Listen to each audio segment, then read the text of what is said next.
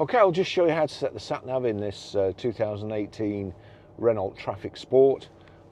So from any screen, onto nav, you've got address there, points of interest, history. History will show you previous destinations.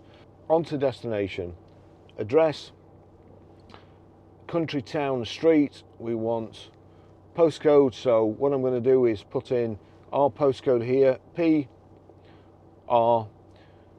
Now, it's still on the alphabet. It's quite unclear really, but to get to numbers you have to click this one here.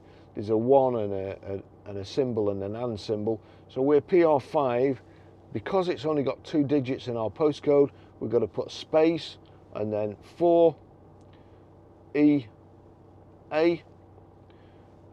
So that's in red there. That's the postcode we've put in. We then have to click on there to accept it.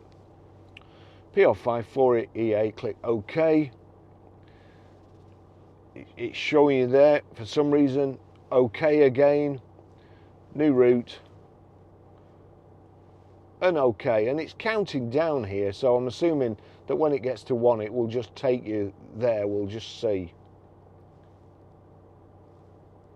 That's it done.